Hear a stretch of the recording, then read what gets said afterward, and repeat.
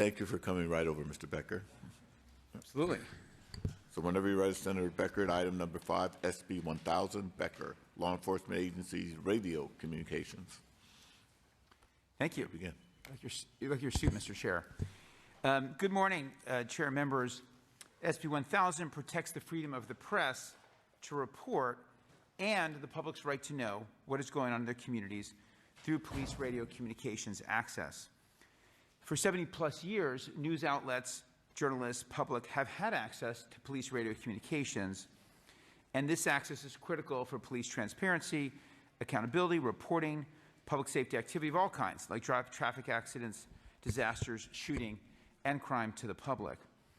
Unfortunately, there's an alarming trend in California and the nation that has police departments fully encrypting or blocking their radio communications in the name of protecting personally identifiable information.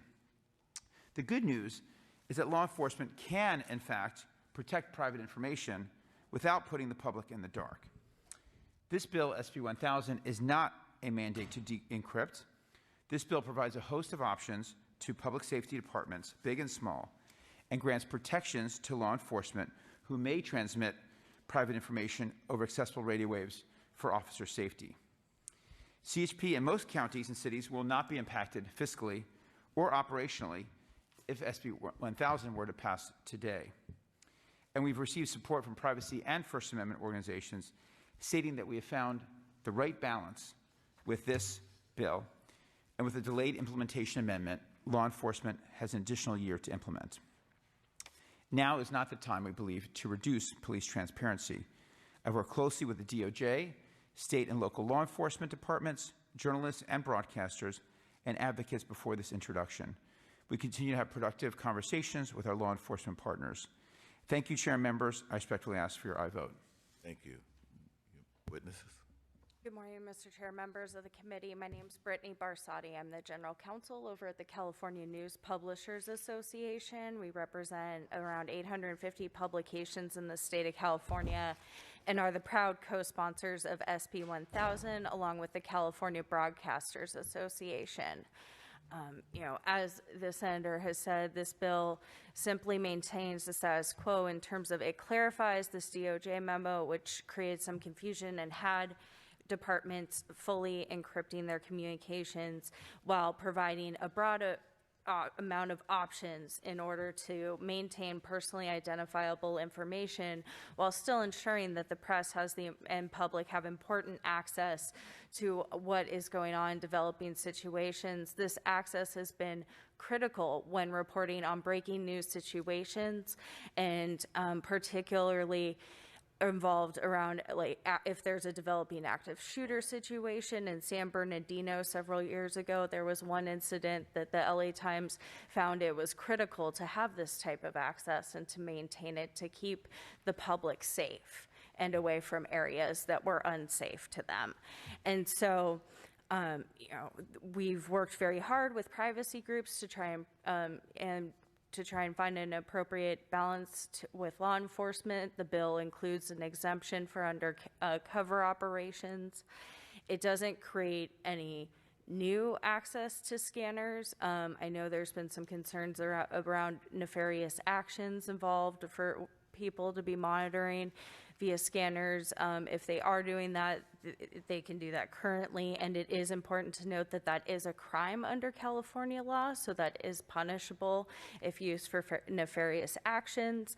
And so we believe this bill strikes an appropriate balance, and respectfully urge your aye vote, and I'll be happy to answer any questions as well. Thank you. We'll now go to witnesses in the hearing room in support. Seeing none, we'll go to the operator. AT&T operator, open up the line for SB 1000. Becker.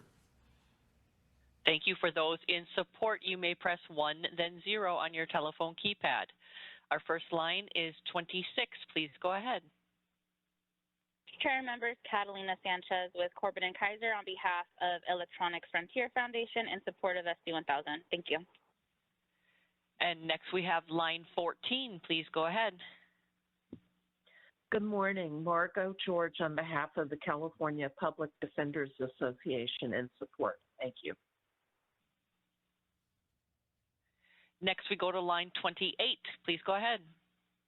Yeah, this is Mark Powers from the California Broadcasters Association, urging your support on behalf of the radio and television stations serving your constituents. And next, we will go to line 10. Go ahead, please. Hi, Yadi with Oakland Privacy in support of SB 1000. And Chairman, we have no other lines. You may continue. Thank you. We'll now go to witnesses in opposition in the hearing room.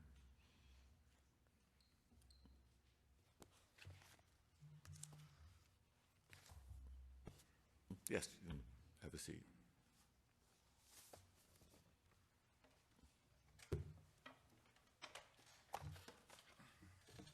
Good morning, committee and Mr. Chair. My name is Julio de Leon, representing the Riverside County Sheriff's Department and Sheriff Chad Bianco.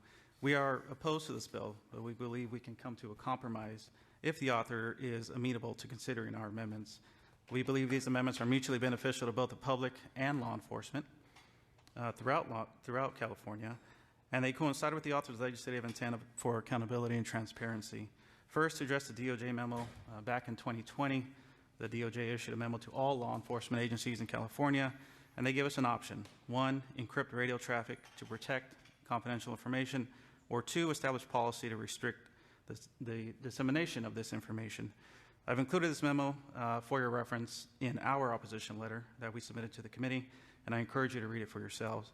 There's been some miscommunication as to whether or not we misinterpreted the language. However, I'll read you a specific line in that letter.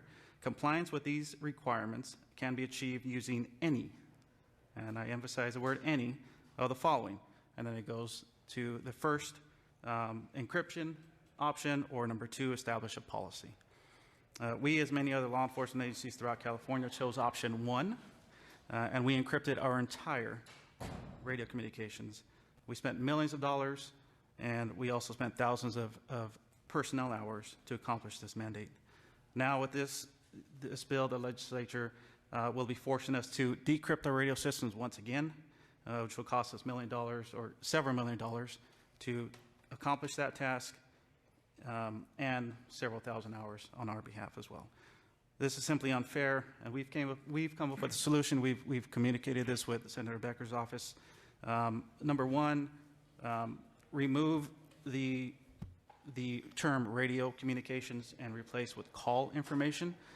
That allows us to develop a web portal or another form, which the CPCA will speak about, in order for us to communicate our call information via a web portal.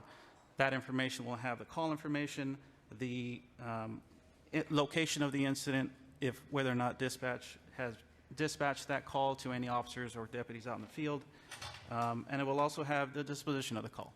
So this information will be provided to press and anyone having access to the internet with all the pertinent information they need about a call that is occurring in their communities. So if these amendments are taken, we would gladly withdraw our opposition. However, as the bill stands now, we cannot support the bill based on physical, logistical, and safety concerns for our deputies out in the field. So on behalf of the Riverside County Sheriff's Department and Sheriff Chad Bianco, we strongly urge you to vote no, as currently written, unless these amendments are taken. Thank you. Yes, sir. Yeah, Chair and members, Jonathan Feldman on behalf of the California Police Chiefs Association. I'll just follow up briefly and want to just backtrack for a second. So everyone understands that the DOJ memo came from an FBI order issued to all law enforcement agencies that we are not in compliance with privacy rules if we use personal identifying information or criminal justice information over the radios.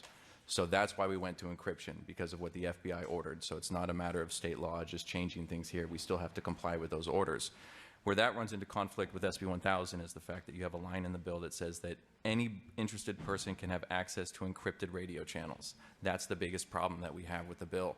Because at that point, even if we move to the system under this, where we have encrypted channels for personal identifying information or criminal justice information, somebody can have access to that. And that's a violation of those federal orders, and it's a violation of Cal DOJ policies that no one can have access to CLETS information unless their siege is approved. So to correct that, I think one of the things we first have to look at is how these exemptions in the bills work with that line in there. There are exemptions for tactical operations and for the use of this information, but those are in direct conflict with that first line above that says any interested person can have access to encrypted radios. Those don't work together. We can't have tactical operations running and CJI and PII, those are the set of information that's protected on encrypted channels if we're also at the same time providing access to those encrypted channels. Now, maybe it's the intent to provide a situation where there's multiple different encrypted channels, but that doesn't work practically. In urban areas or densely populated areas, there are not an unlimited plethora of radio channels and frequencies for us to use. We can't just create an additional new encrypted channel because all of the radio waves are taken up. So I think practically there are some issues here with the bill and contradictions that are unclear at best and maybe just need to get cleaned up in order to make this workable. But I want to finish by saying the Police Chiefs Association does not oppose transparency. We have stood up and supported transparency measures historically in this legislature, in this body, even at times when we were the only law enforcement group to do so. We are not opposed to transparency. We're not opposed to allowing the media to have access to certain dispatch calls. If you look at Colorado statute, they provide access to primary dispatch calls, so you know what's happening and where it's happening, but we're also protecting the privacy information and the tactical operations. Unfortunately, the bill does not strike that balance now. It's something that we've talked to the author's office about and we'll continue to talk to them about throughout the summer months here and hopefully find a compromise at the end of the day, but are opposed as drafted. Thank you. Are there any other witnesses in the room in opposition? Good morning, Mr. Chair and members. Corey Salzillo on behalf of the California State Sheriff's Association in opposition. Thanks. Thank you. And AT&T operator, we'll go to the phone lines. Witnesses in opposition to Becker, SB 1000. Thank you. Witnesses in opposition, press 10. We first go to line 29. Go ahead, please. Hello, I was unable to dial in earlier during support, but this is Joanne Park from ACLU Cal Action in support of this bill. I just wasn't able to call in. Thank you. And we have one more line here. One moment, please. And we'll go to line 27. Go ahead. Good morning, Chair and members. Elisa Arcidiacono with the League of California Cities in opposition. Thank you. And Chairman, there are no other lines. You may proceed. Okay, we'll now bring it. Hello, Jennifer Seelig, witness in support, waiting in queue. Okay, thank you. Thank you very much. Good morning, and thank you, Chair and members of the committee, for giving me the opportunity to share with you why I... Just name and organization, please. Oh, I'm sorry. I'm a witness in support. Oh, you were Sorry, Mr. Becker's. You were primary? She was going to be the primary. Oh, okay. Yeah. Apologies. Ms. Seelig, you may begin. You have 2.5 minutes. Thank you so much. Thank you, and good morning, Chair and members of the committee, for giving me the opportunity to share with you why I strongly support SB 1000. I am Jennifer Seelig, Director of News and Programming for KCBS All News Radio. KCBS is the Bay Area's primary, or LP1, emergency alert system station. I'm also proud to represent journalists throughout California as a member of the Board of Directors of RTDNA, the Radio Television Digital News Association. SB 1000 is critically important to the safety, security, and well-being of the public because it restores for working journalists an essential tool that supports and informs our news gathering efforts. Journalists have a responsibility to inform the public in real time. The decision by a number of law enforcement agencies to fully encrypt their scanner communications greatly limits the ability of journalists to serve the public during natural disasters, evacuations, mass casualty incidents, and other major news events. Scanner communication also helps journalists stay safe in the field. It is our sad reality that news crews are increasingly targeted while on assignment. Scanner traffic also clarifies for journalists where not to go so that we don't accidentally interrupt or interfere with an emergency operation. Journalists understand and respect the sensitive nature of scanner communications. As an industry standard, we do not report private information from radio transmissions. Importantly, there are better ways to protect individuals' right to privacy than full encryption. SB 1000 is crucial to the safety, security, and well-being of the public and working journalists. I'm proud to provide my support, and I thank you for giving me the opportunity to share my concerns with you. Thank you. And now we'll bring it back to committee for questions. Mr. Lackey to Mr. Quirk. And Mr. Ciarto. Well, certainly the intention of this bill is noble and trying to encourage transparency. But as was indicated by the opposition, the law enforcement's caught in the middle. And what their response was, the demands that were created by the federal government and the state DOJ and privacy, this was their way to comply with those demands. And now we have clamor for lack of transparency.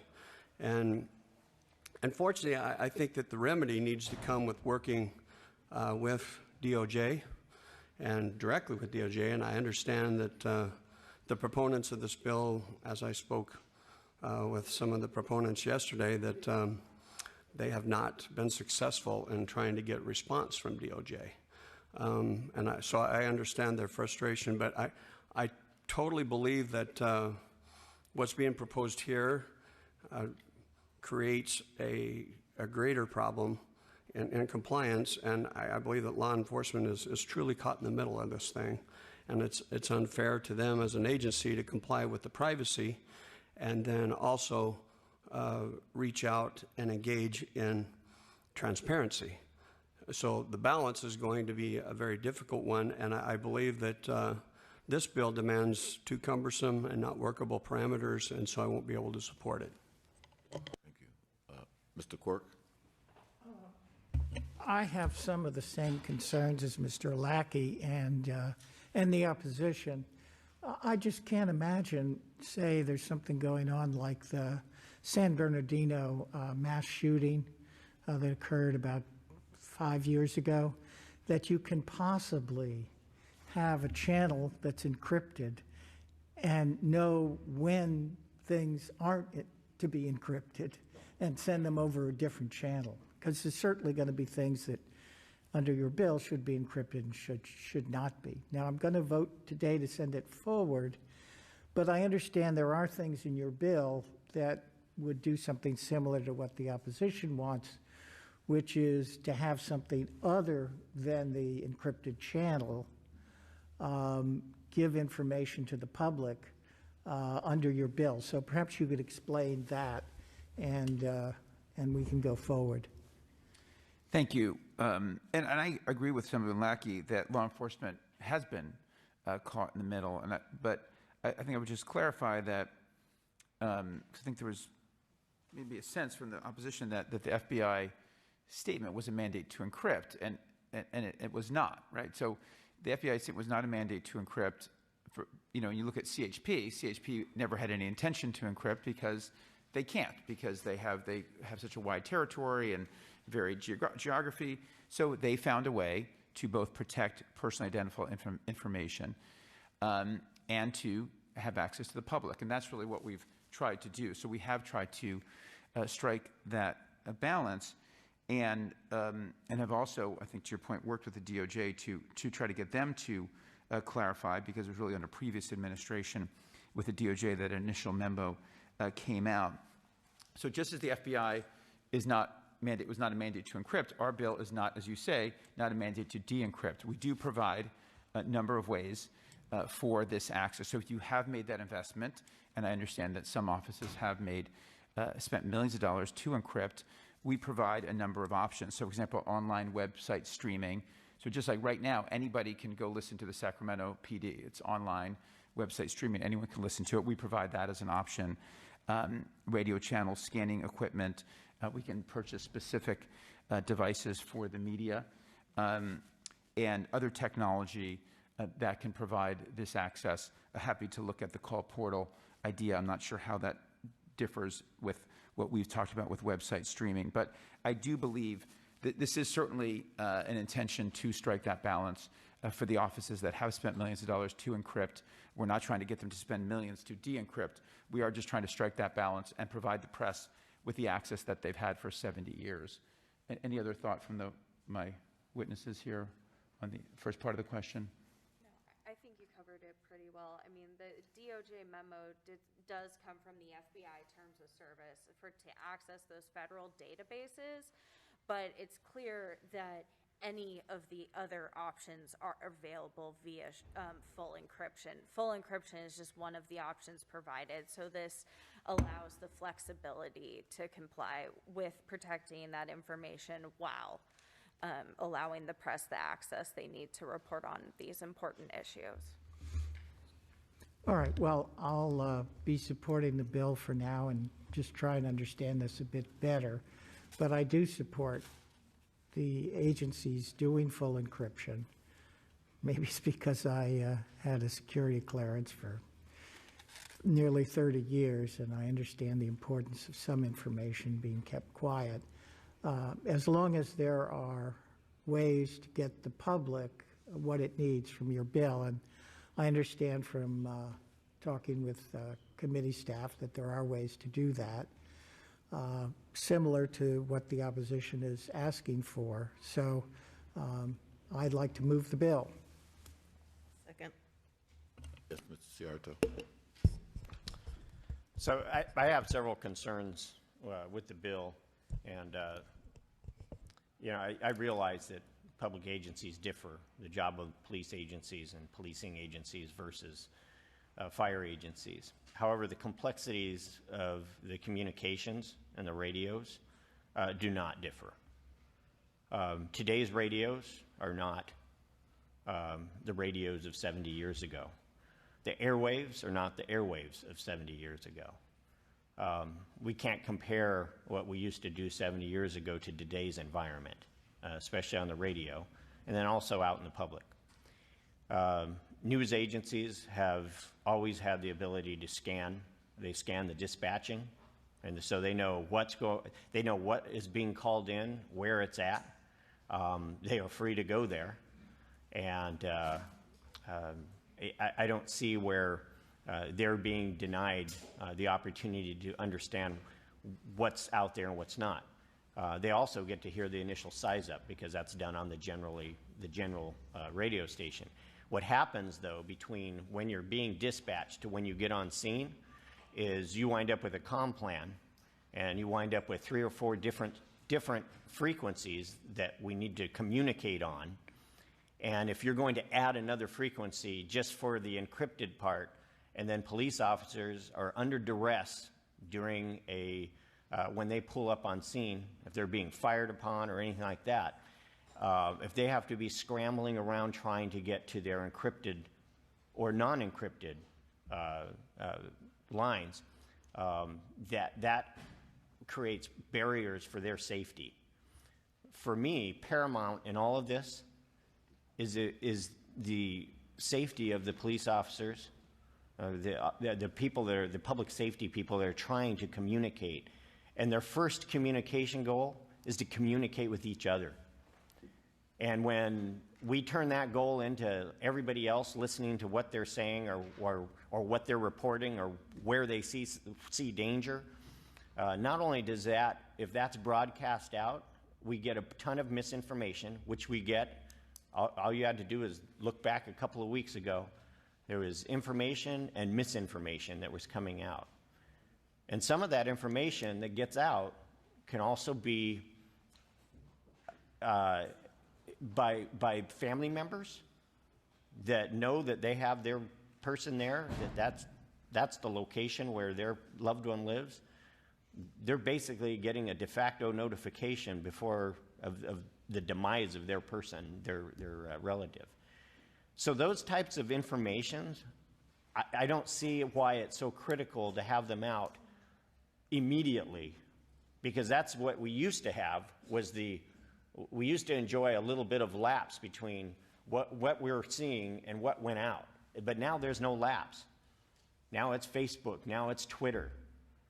You know, now we have, you know, as soon as somebody's dispatched, a news agency is dispatched. And believe me, we have great news agencies out there. They would come up, they were cooperative, but then there were some that weren't so cooperative. And they're giving out information they shouldn't be giving out. And that endangers the lives of our public safety people. Like I said, communications is highly, highly complex now. We can't make it more complex. If we do, we're reducing the safety of the people that are trying to do a job out there. People will get the information they need from the news agencies. The news agencies will get accurate information if they would just wait that little bit of time to get it.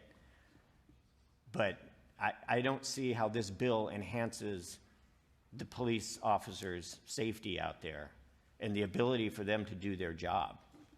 And so I have grave concerns about messing with that. I think the agencies, the news agencies, are already privy to the information that they need and can get there. But it almost seems like what I feel like they're seeking is being able to ferret out which ones are worth going to and which ones aren't. So when we get dispatched on a call, they could hear, ooh, house fire, people trapped. But then when we pull up and go, actually, it's a trash fire, they can pull off because they don't want to go cover the trash fire. But when there's an incident and then they hear there's a gunman and there's a barricade, then that's something they want to get to and they want to start reporting on. And when they start reporting on it, everybody knows about it, and then everybody else starts to come to the area when they shouldn't be. So we're really playing with a balance here, and I land always on the side of making sure that the officers and the people they're protecting are safe. And this creates more chaos at a scene. So therefore, I really can't support this. Thank you. Thank you, Mr. Ciarto. Any other comments or questions? You may close. Thank you. I'll just address a couple points, and I think the committee analysis did a good job on this as well. I just want to say I'm sensitive to concerns. Certainly officer safety is paramount, and I agree with you, we don't need more complexity. And unfortunately, the original DOJ memo, actually, to the point of our opposition, actually created that complexity. So just to bring us back, to the point we're trying to make, the point here was really never about this safety issue. It was really about this personally identifiable information.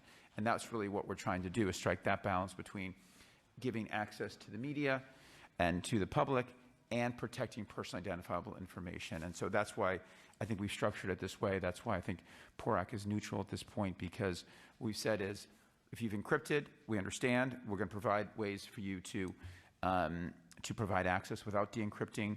And then for everyone else, we just really want to clarify that they don't have to encrypt. And there are, in fact, agencies that do have multi-channel encryption right now, that you can create other ways to protect personally identifiable information while still giving access to the public. And with that, I respectfully ask for an aye vote. And thank you. And it sounds like you have like three barriers. One, just this discussion of the FBI letter and interpretation by DOJ, and hopefully you can get that. Because I will tell you, to get it out of this body, you'll have that challenge. But probably the most important one is getting out of appropriations and resolving whether or not this is going to cost millions and millions of dollars to law enforcement will be very important to move forward. I think you can overcome that hill. I also hear from law enforcement the technology itself, they want to work with you, and I could be wrong, but that's what I kind of heard, to try to come up with a system that would not present a danger to law enforcement, which I agree with them on, and most important, to be able to get what you're trying to get to. So hopefully you can get there. Otherwise, I think you're going to have a really, really difficult time once you get out of this committee, if you get out of this committee, to get out of approps and then off the floor. So if you can resolve those, I think your chances of getting this bill to the governor's desk are good. With that, Chair's request an aye vote and call the roll. On SB 1000 by Senator Becker, the motion is due pass to the Appropriations Committee. Jones Sawyer. Aye. Jones Sawyer, aye. Lackey? No. Lackey, no. Bonta? Aye. Bonta, aye. Bryan? Quirk? Aye. Quirk, aye. Santiago? Ciarto? No. Ciarto, no. That measure's on call.